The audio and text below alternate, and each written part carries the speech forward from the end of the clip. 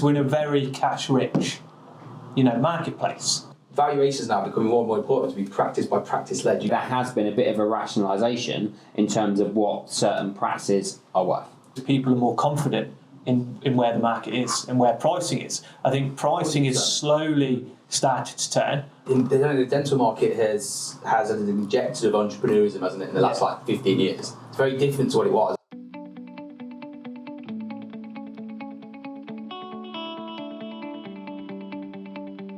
Welcome to this year's review of the most recent Goodwill report. And obviously I'm joined with Luke and Phil to discuss what this year's looked like, the past year's looked like, what it looked like the year before. Yeah. Maybe some controversial opinion, I don't know. Maybe we'll see. I mean, we should probably explain, we're recording this on May the 7th, so the Tuesday after that holiday. So this is about 7 days now until Dentistry Show, and coming this Thursday is the latest interest rate review. So we'll probably talk a little bit about the interest rate review and kind of the impact that's had on the market. But so we're about a month after financial year end, probably one of the quietest years we've had in dental M&A, would you say? Yeah, go back to the bit you spoke initially then, interest rates. Yeah. Everyone talks about interest rates as if it's like the doom and gloom of the market. That you hear about it across different sectors. Dental, often you talk about, well, interest rates is what has impacted the market. That is the pivotal thing that everyone's saying. Well, it's an excuse. It's an excuse, isn't it? It's an excuse for buyers to get practices cheaper, because we're in a very cash-rich, marketplace. So as much as interest rates do affect a large proportion of buyers, it doesn't affect every single buyer. No. But it's a way to get a practice cheaper. Cheaper practice means lower repayments, means higher arbitrage. What you mean is it's a negotiating pawn, but it's not a market driver. Exactly. In essence, but I don't necessarily agree with that. Does it though? But does it though? If you look at it, so the biggest thing, we've still got buyers registering week in, week out. People are still looking at practices, but it's the type of practice that people can now afford as a result of that interest rate change, because margins are tied to some types of debt serviceability. So it's not about, you can have at one point, let's say if you had a 0.5%, 0.75% interest rate on a, and I'm going to use an NHS practice as an example, because I think these are some of the worst hit practices because of the other issues that are impacting the market. Associate rates going up, which means that if you had 30 quid a UDA or 28 quid a UDA and now you're paying 40 quid a UDA, your margin's already shot. Yeah.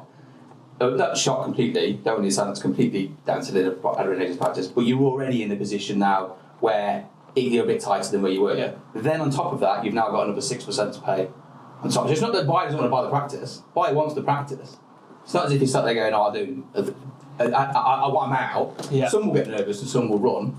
There's no doubt of that. But people are still hungry to buy. So what you're saying is there's still the intent there. So I still walk down Camden High Street, for argument's sake, and I still see a dental practice, and I still have the aspiration long-term to own a dental practice. Yeah. But the challenge is now, is that when I'm buying that dental practice for £1 million, is that when interest rates were 0.1%, which is what they were at their lowest, plus I know there'd be a base rate margin, but an interest rate margin for the bank. But say, let's talk in simple terms, so when base rate was 0.1%, that is now substantially different to 5.25%, which means for every £1 million that you borrow now, that now costs, if my mental maths is right, an extra 51.5 grand to service that debt, and that's a big hit. If you consider that for £1 million dental practice, in typical old school numbers, we're probably talking about 600 grand, 700 grand in revenue, give or take. And for that 600 grand, you would typically expect a principal probably to be doing about 170 to 180 worth of revenue. Yeah.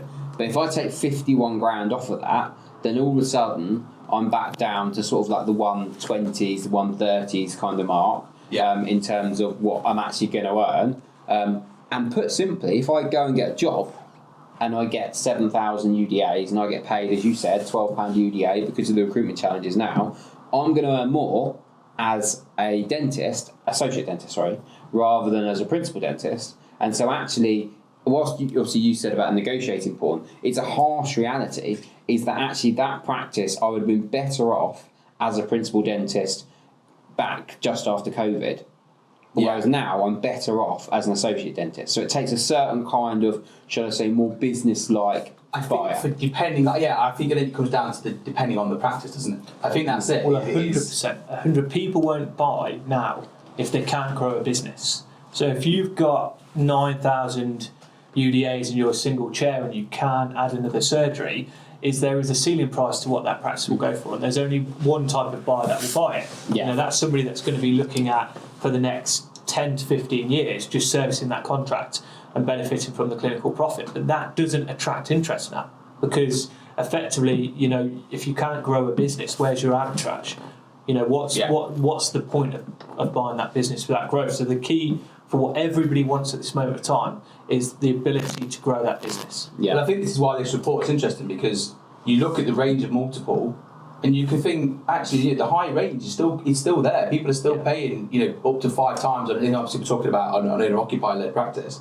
But people are paying 5+ times for practices. It's not as if people aren't paying them. They're only paying it for specific things in particular areas where there's a margin for it. And I think that's the difference. Just to sit there and say interest rates alone is the thing that's screwed the market. It isn't. The downside is, and the dental recruitment issue is certainly driving part of that problem. Because if you could still recruit at 10 quid a UDA and you had 28 quid a UDA, your margins for 10-15% higher than what it was. Whereas now you can't even guarantee you're even going to be able to recruit at £40 a UDA. If you look at the BDJ, I was looking yesterday, some of them are there for £17 a UDA, £15 a UDA. It's crazy. And that's just associates. And that's just costs. Associates. Never mind the 20% increase in the last 2 years if you pay minimum wage. So there's...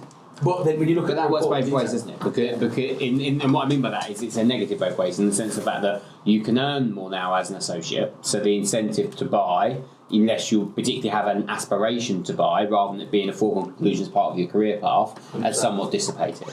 And then equally, as you said, from a margin perspective, is actually the NHS practice, which turned over 700 grand now, doesn't make as much money as it did 4 years ago.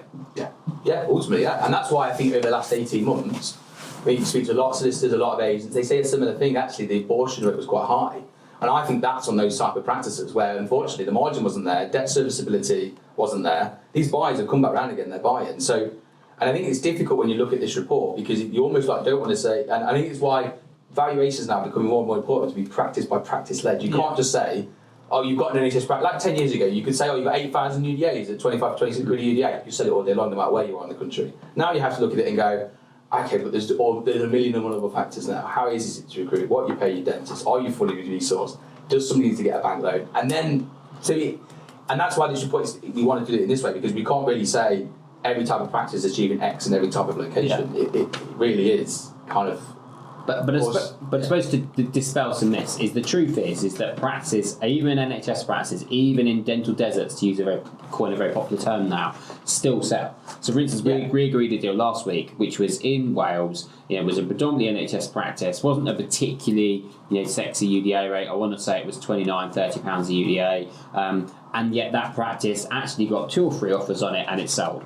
But did it sell for 150, 160% turnover? No. Did it sell for 8 times EBITDA? No. It's that ultimately it sold for a price where I think was actually sub 100% of turnover, but it was a price multiple people were prepared to pay. The vendor gets to walk away from completion rather than sign his life away, and it's about doing the right deal at the right price. So the market will still move, 100%. But we've had to go through a process over the last probably year, 18 months or so, where there has been a bit of a rationalisation in terms of what certain practices are worth.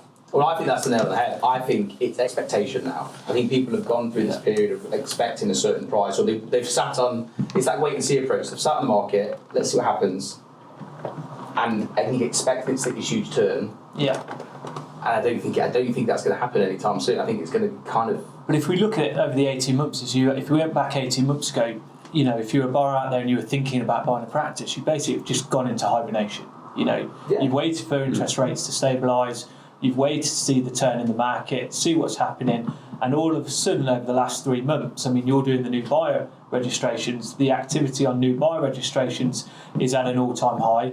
You've got viewings over the last fortnight coming back up to pre-COVID levels, and you're getting that activity back, and that's because people are more confident in where the market is and where pricing is. I think pricing is slowly started to turn.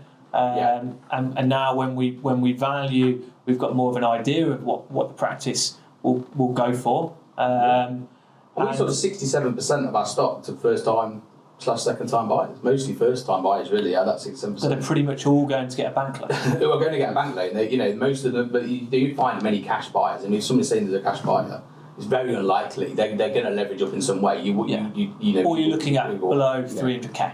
And on a fire sale, there's a reason for can't get the funding for whatever. It's got no income, and that's why I think this is quite important when you look at the range in the report, and you look at the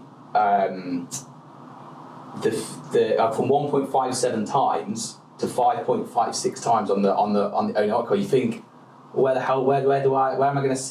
I sit on that? And it isn't quite as straightforward as saying, well, okay, just because when you do look at the data, oddly, is those that do sit in the sort of high range are high grossing practices on average. They're roughly about 600k grossing practices. Most of them are NHS / mixed practices.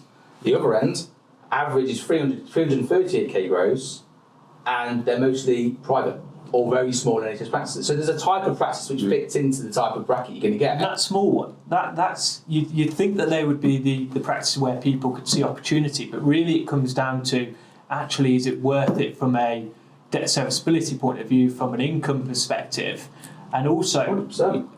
Goodwill. Is that goodwill going to stay? It all comes down to, is that practice worth buying at something more than 2 times profit? And also, what are you actually buying? Yeah. Because if you're buying a practice which has sat at that 300k revenue mark for the last 20 years, there might be a lifestyle choice behind that, but it might well be that the current owners have struggled to break through that threshold of taking it into a multi-surgery business. So when you're looking at it, and it still looks like an NHS practice in a number of respects, and you go, well, I'm paying 300 grand for that, and you're a confident associate who does lots of Invisalign, who does implants, and does all this kind of stuff, and you think, well, actually, this is on, it's in a residential location, it's kind of hidden away, or I can go to a retail unit, and let's be honest, there's loads of retail units that are available now, with parking or with facilities that are going to bring natural footfall in, and I could spend 300k on doing a full kit out, and actually that's going to cost me the same price, but it's as I want it, it's bespoke to me, it's then fully can be designed up and be fit for a modern practice, and you're confident in your own abilities to get it to 300 grand revenue in, say, a year or two, then actually the question is why. And I guess that's why, as you say, the multiple's got to reflect the fact that actually you're not, that there are people at that point who are very own successful squats who said, actually, I'd rather do that than buy the heritage of a practice which has struggled to break through a certain glass ceiling. Yeah, 100%. And I think that's it now. The dental market has an injected of entrepreneurism, hasn't it, in the last 15 years. It's very different to what it was, and I'm not, the market's changed.